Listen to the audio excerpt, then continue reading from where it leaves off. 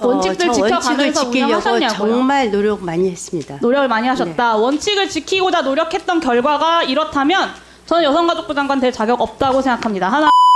지난 5일 김행 여성가족부 장관 후보자에 대한 인사청문회에서 용해인 기본소득당 의원의 발언이 화제가 되고 있습니다.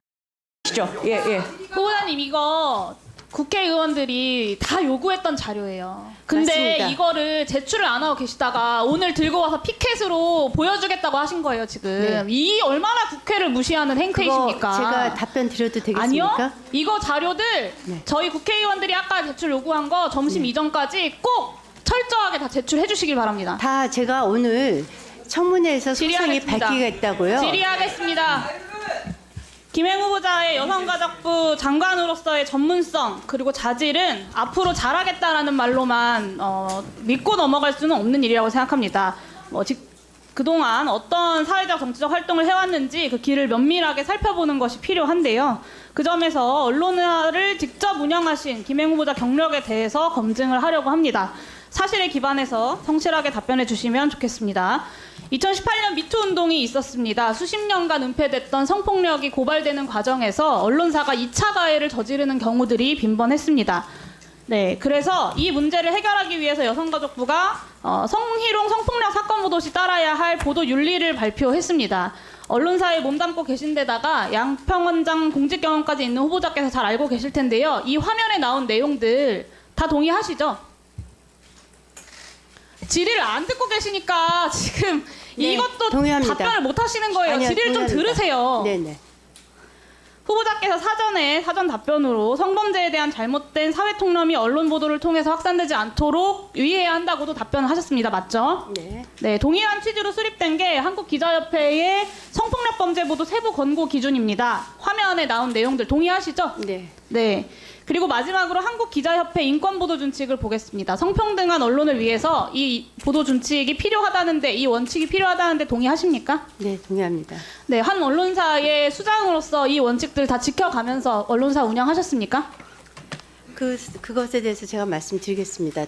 원칙들 저 원칙을 지켜가면서 지키려고 운영하셨냐고요? 정말 노력 많이 했습니다. 노력을 많이 하셨다. 원칙을 지키고자 노력했던 결과가 이렇다면 저는 여성가족부 장관 될 자격 없다고 생각합니다. 하나하나 보여드리겠습니다. 네. 싫어요 207번 외쳤으나 제자에게 몹쓸 짓한 60대 교수, 30대 남성 집들이 한 후 정말 파렴치한 짓 저질렀다. 몹쓸 짓, 파렴치한 짓 같은 표현으로 가해 행위의 심각성을 축소하는 잘못된 보도입니다. 자, 그 썸네일 보이세요? 네. 네, 후보자님 딴 거 하지 마시고 좀 질의에 집중 좀 해주세요. 피해자에 대한 편견을 강화하고 모욕감을 안길 수 있는 아주 악의적인 이미지들만 골라 쓰셨습니다. 다음 페이지 넘겨주세요. 네, 소속사가 여자 연습생에게 속바지 벗고 사진 보내라.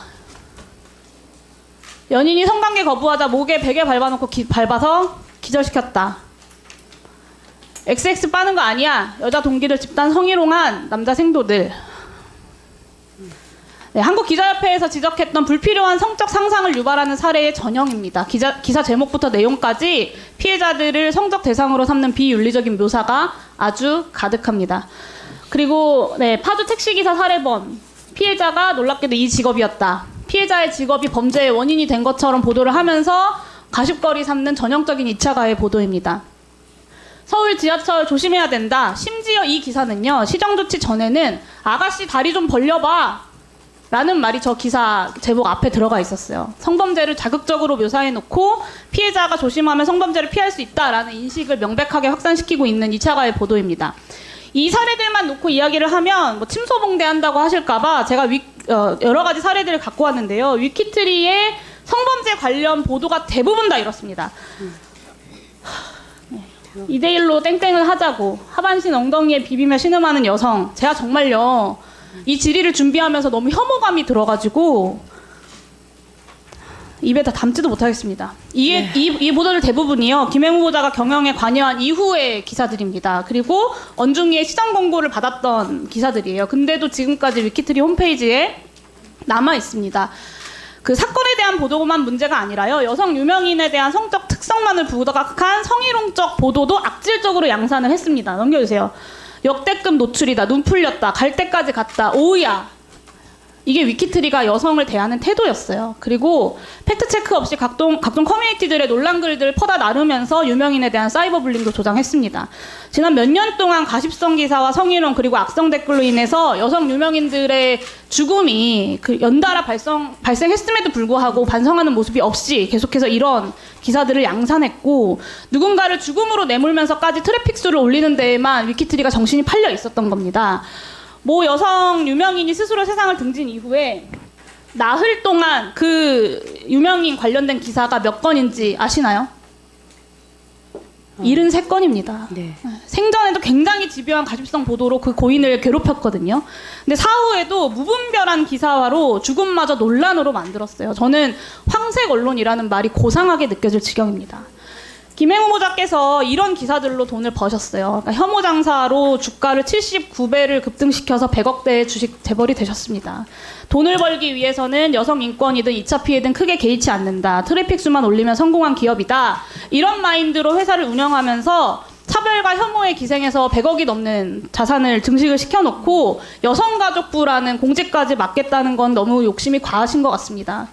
악질적인 성차별적인 2차 가해적 보도를 양산했던 언론사의 수장이 성폭력 피해자들을 보호하고 성차별적 문화를 개선해 나가야 하는 성평등 부처의 수장이 될 수 있다고 생각하시나요? 저는 이런 기사들 본 적 분명히 있으시죠? 네, 제가 이것과 관련해서 말씀을 드리면 저희가 저도 이제 사실은 이제 저희가 대표이사도 있고 편집국장도 있고 합니다.